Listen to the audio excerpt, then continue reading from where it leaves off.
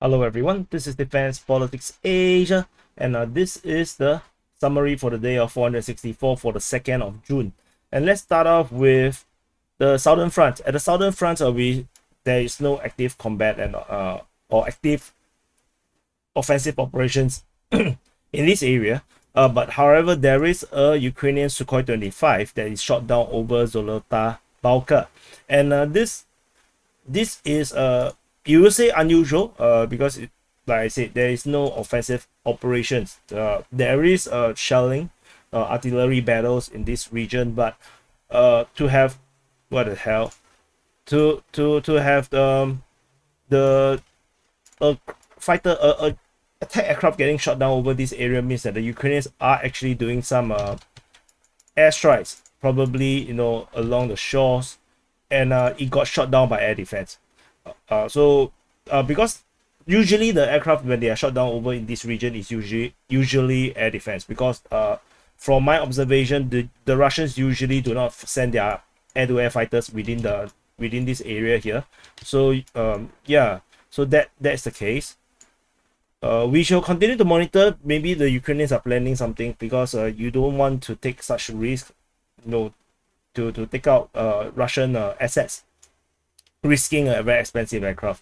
Moving into the Zaporizhzhia Front. At the Zaporizhzhia Front, or the Zaporizhzhia line, the Ukrainian super duper counter offensive in the Zaporizhzhia regions is looking more and more not happening.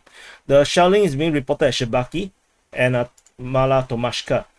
These two regions are consistently getting shelled all the time by the Russian artillery and missile or airstrikes, and these are usually where we understand that a mass group of Ukrainian forces are actually at, including other spaces. They of course they are also there. The thing is, the pro-Russian sources is then wrong on this count, because they said that the Ukrainian forces were ready for the offensive around a week ago, and they said that they are going to go on the offensive within a week, and it did not happen. And I'm not sure why. It could be Zaluzhny is still injured, because the two evidence that came out can be faked, to put it that way. I was still waiting for more information about you pressing the subscribe button, and if you don't subscribe, then Zaluzhny cannot get back alive. No, that's actually a bad idea. Yeah, just subscribe and press the like button if you have watching for some time and did not press subscribe. Yeah, you are killing innocent goldfishes in the fish tank. Anyway, because for me, I want Zaluzhny. I want to see undisputable evidence that Zaluzhny is alright. In case you do not know who is he, he's the commander-in-chief. Basically, he's the main commander of the Ukrainian armed forces, and there was rumor that he was injured in a missile strike. He appeared three different times. Yeah, but one of the footage yeah, maybe I'm just thinking too much. Yeah, I'm freaking pro-Russian troll. Anyway, yeah, just ignore me.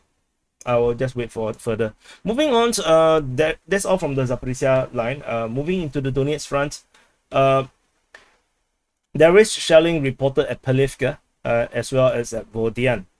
This is as you can see, the great version from the yesterday.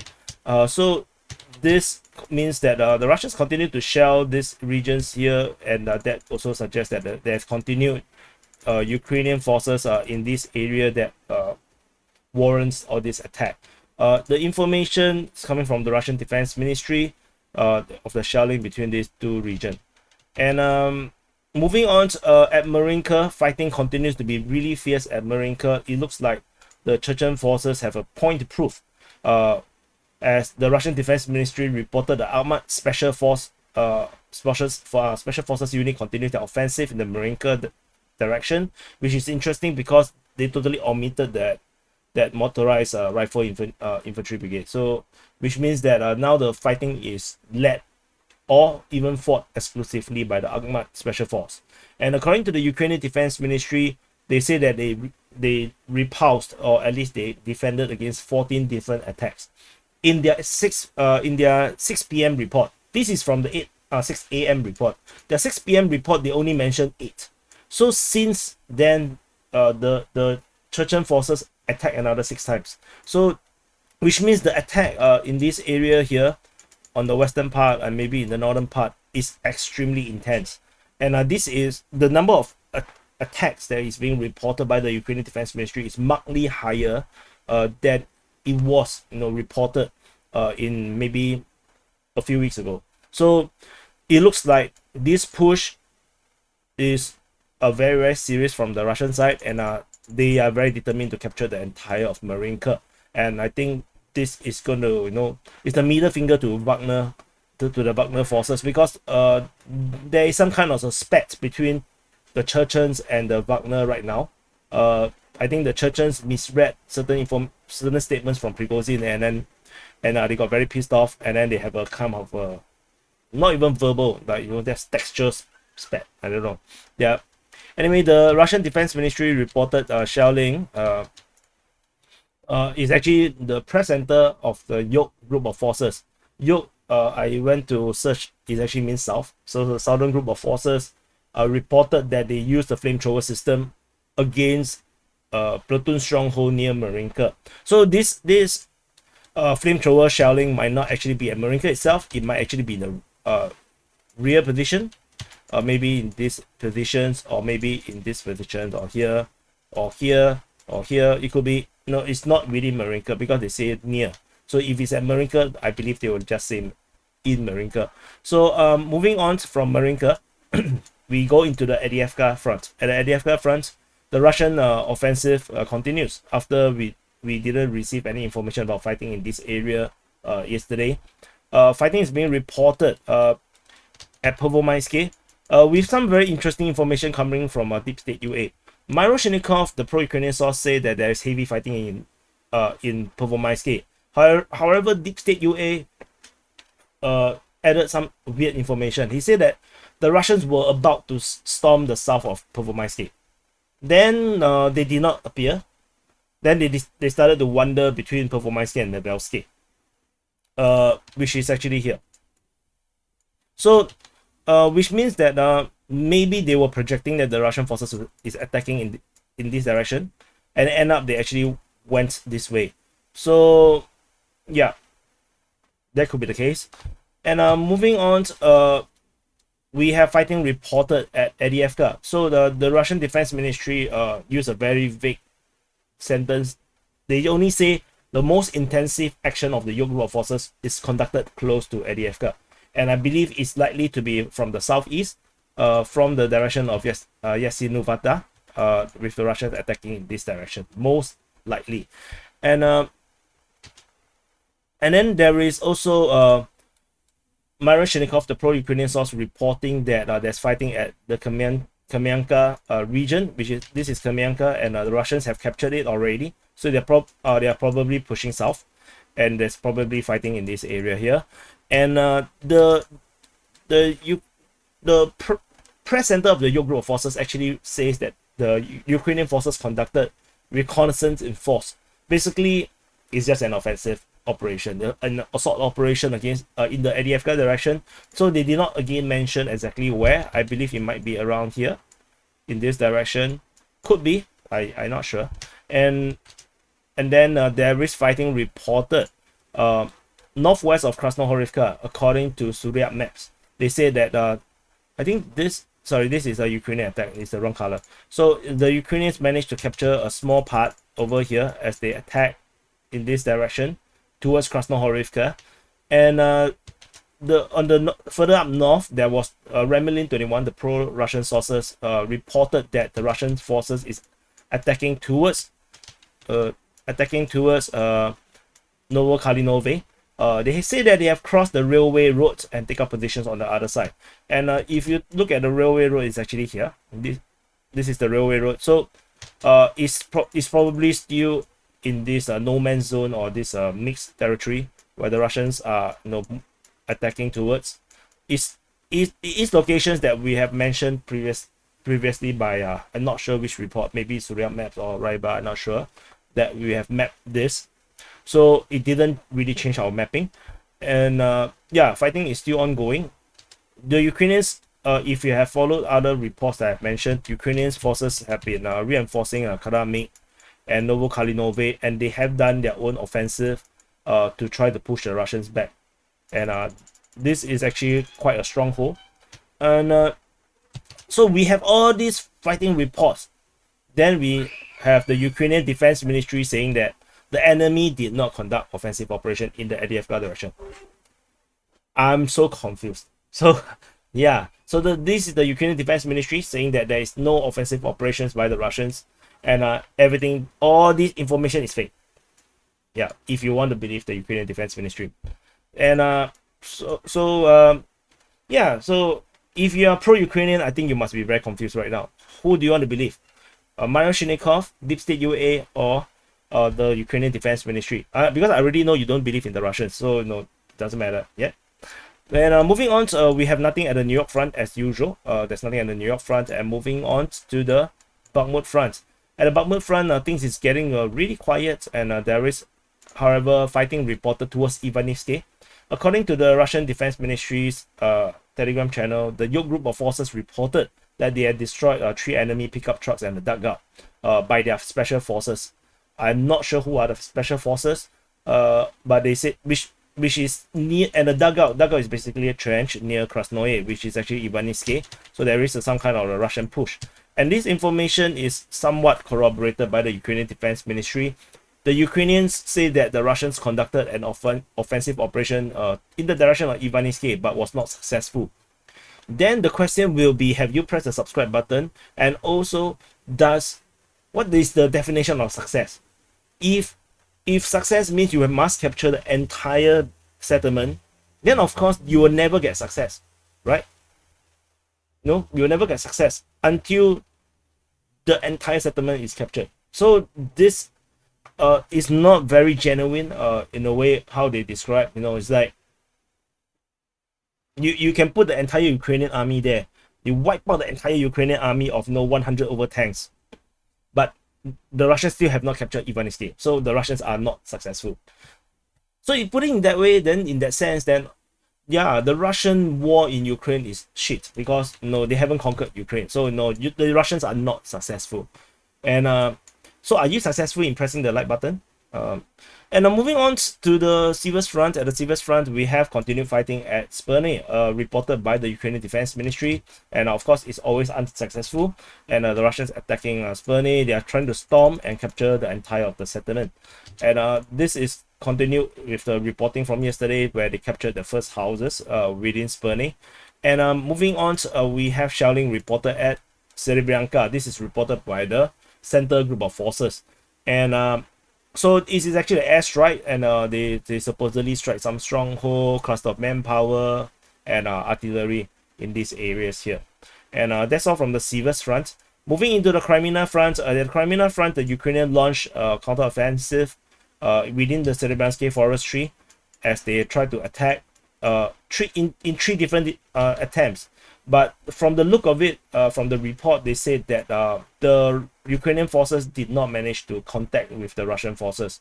They were actually denied by the Russian artillery, and they have to abandon their operations. So shelling this is somewhat also corroborated with airstrike reported within the Serebrensk forestry as they put near Kreminna. There's also shelling reported at Kuzmine and Dniprova. So the one at Dniprova is reported as an airstrike, which actually corroborates this possibility that where the Ukrainian forces were trying to do a counteroffensive, because the counteroffensive could be this big. Who knows? Because they are not clear, and so the shelling being reported in near Dniprova, near Kuzmine, wrong color, near Dniprova, near Kuzmine, and maybe near Kreminna, might suggest that the Ukrainians actually launched a pretty big offensive within the forestry region. And yeah, that's all from the Kreminna Front. Oh, there is also shelling reported at Torsky. And further up north, we have fighting reported near Masyutivka. According to the Ukrainian Defense Ministry, the Russian forces launched an attack towards Masyutivka. In case you guys cannot see, I can actually zoom in. So yeah, okay, the bridge, the destroyed bridge is right at the name of the Masyutivka, so forget it. Yeah, so just trust me bro, that's Masyutivka, trust me bro. And yeah, so it's not successful as usual. And that's all from the Kreminna Front. Moving into the Svatove Front. At the Svatove Front, we have some very contradicting information. At Nevelsky, sorry, not at Novoselivsky. This is Novoselivsky that is controlled by the Ukrainian forces. There is fighting reported at Novoselivsky. According to the Ukrainian Defense Ministry and Deep State UA, they reported that the Russians are conducting an offensive operation. And according to Deep State UA, they said that the artillery of the Ukrainian side stopped the assault of the Russians. The Russians' attack is about a company size.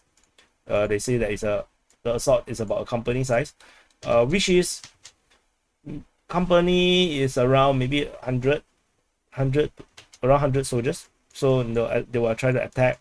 And however, the Russian Defense Ministry actually says that they stopped a recon force of the Ukrainians near Novoselivsky. Then we have information coming from Ryba, the pro-Russian source, saying that the assault group of the 92nd Brigade of the Ukrainian Armed Forces actually tried to attack from the Berestove region towards Kuzemivka, which is actually here. So maybe this one reported by the Russian Defense Ministry actually refers to the Ukrainian forces at Berestove. So the Ukrainian forces actually have positions here. So they were attacking towards Kuzemivka. So they're attacking here. And so these two reports are probably the same one, because as they progress towards Kuzemivka, it's likely that when they are contacted, the Russian forces, they are near Novoselivsky. And shelling is being reported at Berestove according to the Russian Defense Ministry. And that's all from the Svatove Front. For those that are not sure, this is Svatove. And moving on to the Kupyansk Front. At the Kupyansk Front, we have this is Kupyansk. So this area, I call it the Kupyansk Front, as this is the prime objective of the Russians in this area here. There is fighting reported south of Masyutivka, with the Russian Defense Ministry's Telegram channel reported by the Zaporizhzhia group of forces that the Ukrainians launched 2 attempts by the 70th Separate Rifle Battalion to attack this railway area here. So they were attacking. However, they got shot by Grad, which is actually the multiple launch rocket system. And then it seems pretty bad if you want to believe the casualty numbers. They say they lost up to a platoon of troops, and even 7 servicemen surrendered just by Grad. Oh, so not just by Grad. It's actually okay. So the Ukrainians actually, so what happens is that the Russians are having defensive positions probably around the forest region, around the railway station, and the Ukrainians were attacking. So as they attack, they failed the attack. So they withdraw. So as they withdraw, they got shelled by Russian rocket artillery. So, and that's what happened. And it is in this battle here, that they captured the 7 servicemen, and also the claims of taking out up to a platoon of Ukrainian soldiers. So it is a proper attack by the Ukrainian side. So yeah, it's not easy to go in the offensive. So yeah, so this is just something to take into mind. It's not easy to conduct offensive operations, and it is always a major risk, especially if you fail.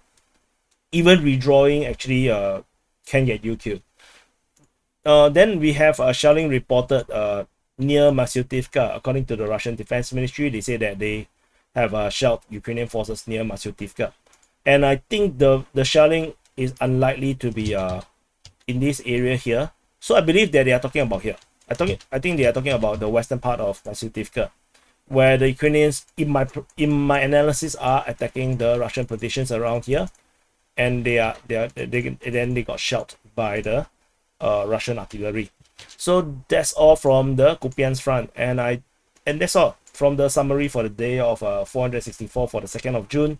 Do press the like button, subscribe, and I will see which one will be appropriate. I'll do a quick update, to explain more about the specific front lines, and I'll see you in the next update.